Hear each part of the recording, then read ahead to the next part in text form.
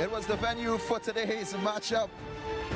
The hall right here, Drax Hall in St. Anne, Jamaica. Marcus Garvey against Brownstown, the 2019 ISSA Wata DaCosta Cup, this St. Anne derby. Yeah, and indeed it was not the game that we would have expected coming here to Drax Hall. But Hans, your first time in Jamaica. Indeed. St. Anne broadcasting for the first time, what was it like? Well, indeed, enjoying the beautiful community, but also seeing the team spirit from each and every single one of the schools, the fans coming out in their numbers and showing the passion.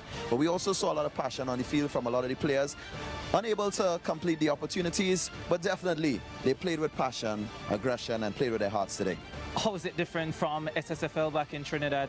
Well, different in some ways because the way the fans would interact with the players, and sometimes the way the players would interact with each other, and the coaches would interact with the players as well. Well, Hans certainly enjoyed himself. Let's show you exactly what happened throughout the 90 minutes. Marcus Garvey up against Brownstown. This one ended 0-0. Brownstown playing in the light blue, and they had the better of the first 25 minutes. Dwight, oh, that was an opportunity that he should have done a lot better with. Here he is getting in on goal, Dwight Vernon, the number 16, and the goalkeeper fumbling it. Had a disastrous first half, did Rajay McDougall, but he still did not concede. Juliano Cole had an opportunity there for Marcus Garvey also in the first half. That went over the top. Then in the second half, Shanche Hines had a wonderful second half, especially for the Marcus Garvey team. A 15-year-old with a lot of quality and a lot of talent. That shot going over the top. Look at it there. Takes it down nicely. Has a little slip, but recovers, regains his composure, and then just almost gets the goalkeeper. Marcus Garvey, a brilliant chance in the closing stages. Glenston Gordon rising above the Brownstown defense. His header going just wide of the target. That's the goal they needed.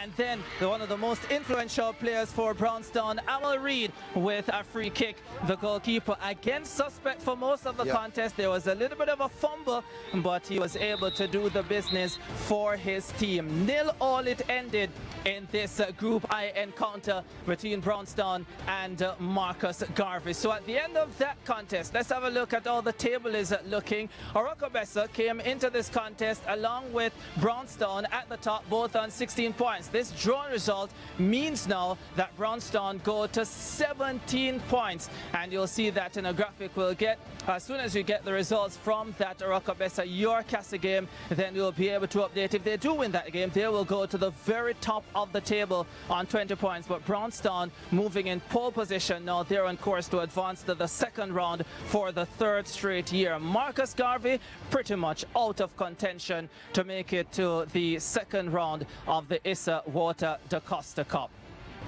Hans, it's been a great day. It definitely has. A lot of spectacular moments in between, but not those moments that make that difference, that wins games. Well, hopefully you will get some much better games to watch in the ISSA Wata DaCosta Cup, and maybe the ISSA Digicel Manning Cup as well, which incidentally is where we will be next on Monday. It's going to be Holy Trinity against Cumberland in that contest. From us at Drax Hall in St. Anne, it's back to those in studio at the SportsMax Zone.